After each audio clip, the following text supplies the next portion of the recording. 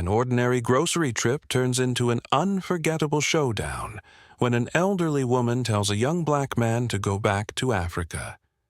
What he says next doesn't just silence the room, it changes everything. The grocery store was alive with the hum of daily errands. Shoppers pushed their carts through the aisles, some lost in thought, others chatting quietly. It was a sunny afternoon in a small neighborhood in Ohio, a place where everyone seemed to know everyone. But today, the usual flow of routine would break in the most unexpected way. Near the produce section, an elderly woman, probably in her late 70s, stood adjusting her glasses. She had an air of impatience, muttering under her breath as she reached for a bag of apples. Her faded cardigan and carefully pinned silver hair gave her an unassuming look. But what followed was anything but. A young, black man, tall and dressed casually in a blue hoodie and jeans, approached the same stand, reaching for a bag of oranges nearby. His name was Darryl. He was calm, polite, and seemed to blend effortlessly into the flow of the store. He was texting on his phone while balancing a basket of groceries when it happened. The elderly woman turned sharply, noticing Darryl's presence, and her expression shifted. It wasn't subtle. Her eyes narrowed and her lips pursed tightly. "You people don't belong here," she said loudly enough for others nearby to hear. Darryl froze, his fingers hovering over his phone. When he looked up, she continued, her tone sharp and cutting. "Why don't you go back to Africa, where you came from?" The air seemed to thicken. A couple of shoppers nearby stopped in their tracks. Some exchanged uncomfortable glances, while others pretended not to hear. The rhythm of the store halted, replaced by an awkward silence that stretched far too long. Darryl's initial reaction was shock. His brow furrowed, and for a moment it looked like he might say something immediately. But he didn't. Instead, he took a slow breath, his face unreadable, as though he was weighing every possible response. The woman, still clutching her apples, stood her ground, unapologetic and firm. The tension was palpable, and everyone within earshot could feel it. A young mother quickly steered her child away, while an older man near the potatoes glanced nervously at Darryl, waiting to see what he would do.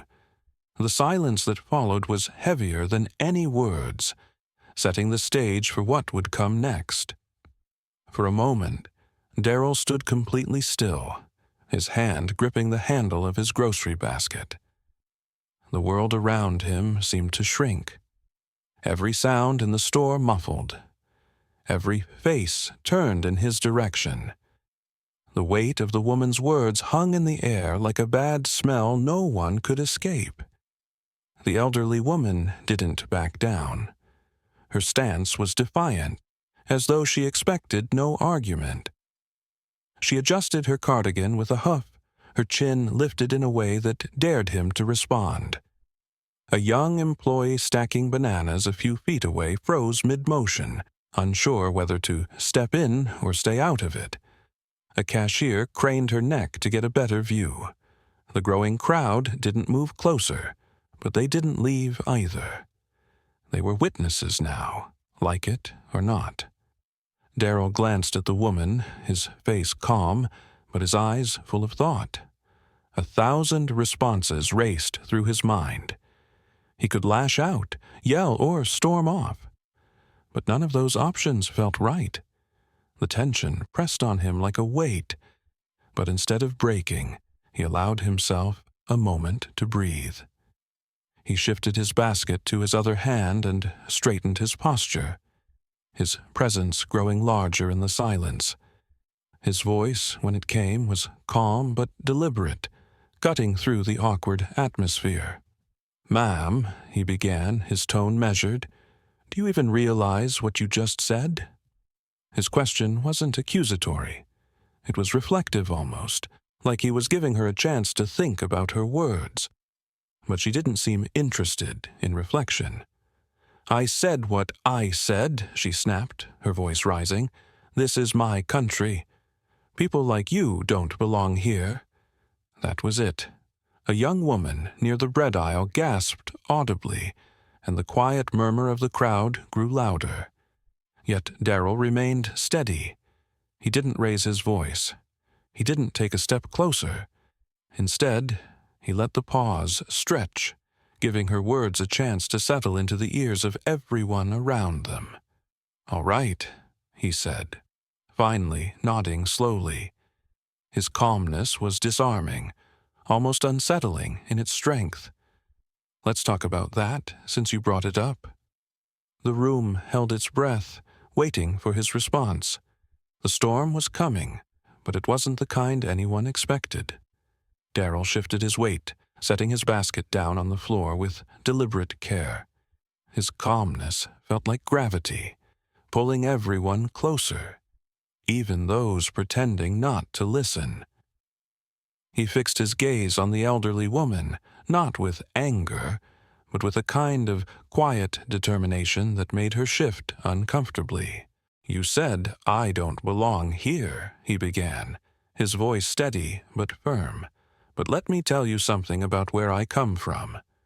His words carried weight, each one spoken like it had been carefully chosen. "My great-great-grandfather was born in Mississippi," he said, pausing just enough to let the words sink in.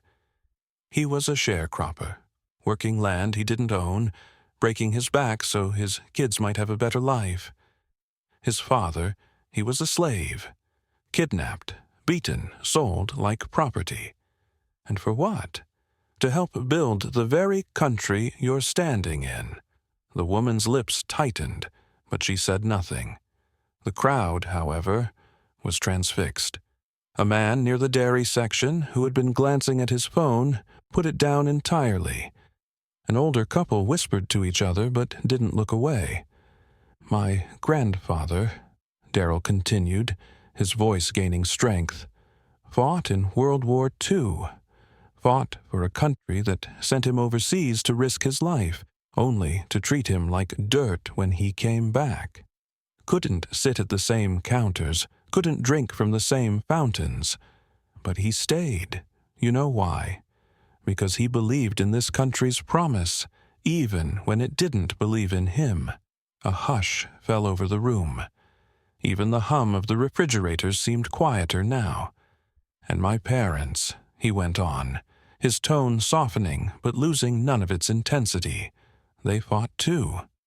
Not with guns or fists, but by working every day, raising me to believe in kindness, respect, and hard work. My mother's a teacher. She spent her whole life helping kids, no matter what they look like. My father, he's a mechanic, the kind of man who'd stop on the side of the road to help someone like you if your car broke down." He let the words settle before continuing, his eyes still locked on hers. "So, you're telling me I don't belong here? That I should go back to Africa?" He shook his head slightly, his voice now carrying a hint of sadness. "Mom, I am as much a part of this country as you are. Maybe even more, because my family paid the price for it in blood, sweat, and tears." The elderly woman's face flushed, her hands trembling slightly as she clutched her apples. She opened her mouth as if to respond, but stopped, her words catching in her throat. Darrell took a step back, his composure unshaken.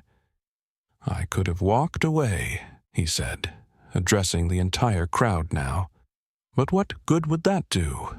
Ignorance doesn't get better in silence. It's up to all of us to be better than this, to be better than words like those." The weight of his words lingered, but the story wasn't over yet. The crowd's reaction would speak louder than anything else. The silence after Darrell's words was almost deafening. For a moment, no one moved. The elderly woman's face was a patchwork of emotions, anger, embarrassment, and something deeper, something that looked almost like shame. She glanced around the crowd, as if searching for an ally, but none came. A middle-aged man with a baseball cap stepped forward. "He's right," the man said, his voice breaking the quiet. "We've got to be better than this." His words seemed to break a spell. An older woman near the frozen foods aisle nodded. "My dad fought in that same war," she said softly, her voice trembling. "He always said the only color that mattered was the red on the flag." The murmurs began to grow. A young cashier, no older than 20, called out from her station. "I've never seen anyone handle something like that so gracefully. Thank you." The elderly woman, now visibly flustered, clutched her cart tightly. She didn't apologize, but the fire in her eyes had dimmed. Her voice, when it finally came, was quieter, almost pleading. "I didn't mean—" She started, but stopped herself. Darryl turned back to her, his expression softer now. "It's not about what you meant," he said gently. "It's about how it came across. Words matter. Actions matter even more." A man from the deli counter clapped slowly, breaking the tension. It was hesitant at first, but then others joined in, the sound swelling into something undeniable. People clapped, not just for Darryl's words, but for the courage it took to confront hate with dignity. The elderly woman looked around one last time, her face pale, before quietly wheeling her cart toward the exit. As she walked away, a few people moved to comfort Darryl. One woman placed a hand on his shoulder and said, "Thank you for saying what needed to be said." Darryl smiled faintly, lifting his basket back into his hand. "Sometimes," he said, almost to himself, "it's not about winning or losing. It's about making sure people hear the truth." The crowd slowly dispersed. The tension in the air was replaced by a sense of reflection. Some looked inspired, others thoughtful, but everyone seemed changed in some small way. The moment had passed, but the impact of Darryl's words was far from over. What happened next would leave a lasting impression. As the crowd returned to their routines, the atmosphere in the grocery store felt different, quieter, more thoughtful.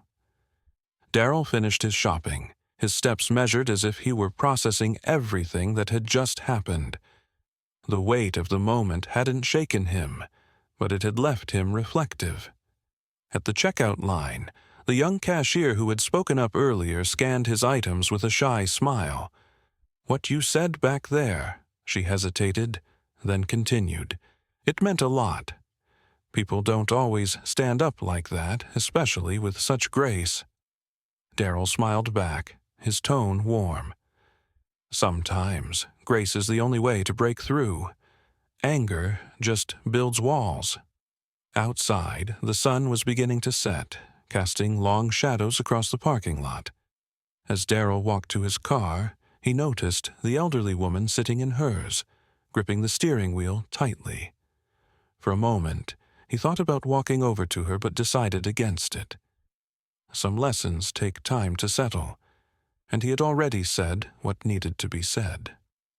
Later that evening, Darryl sat with his father at the kitchen table, recounting the day's events. His father, a man of few words, listened intently, his hands folded on the table. "You did the right thing, son," his father said finally. "Not just for yourself, but for everyone who was watching. People like her. She might not change overnight, but you planted a seed. That's all you can do sometimes. Plant the seed and let it grow." Darryl nodded, his father's words resonating deeply. He realized that while the encounter had been uncomfortable, it was necessary. Ignorance doesn't change unless it's confronted, and silence only allows it to fester. Across town, the elderly woman sat at her dining table, staring at the untouched plate of food in front of her. Darryl's words replayed in her mind, each one cutting through the armor of her assumptions. She thought of her own grandchildren, of the world they were growing up in, and for the first time she felt a pang of something unfamiliar: doubt. In the days that followed, the story of what had happened at the grocery store spread through the neighborhood. People talked about Daryl's response, his courage, and the dignity with which he handled the situation. It became more than just an incident. It became a lesson, a reminder of the power of words and the importance of standing up for what's right. Daryl didn't seek attention for what he'd done, but his actions rippled through the community in ways he hadn't expected. Strangers approached him with gratitude, sharing their own stories of prejudice and resilience. His quiet stand had sparked conversations that had long been avoided. The elderly woman, too, began to change. It wasn't immediate, but she started to question the beliefs she had held for so long. She didn't know if she'd ever see Daryl again, but if she did, she hoped she'd have the courage to apologize. Moments like these remind us of the power of kindness, strength, and truth in the face of ignorance. They teach us that standing up doesn't always mean shouting. It can mean speaking calmly, with conviction, and letting the truth do the rest. To everyone watching, let this be a reminder. Your words and actions matter. They can hurt or they can heal. They can divide or they can unite. If this story moved you, don't forget to like, subscribe, and share. Together, we can spread messages of hope, courage, and understanding to create a better world.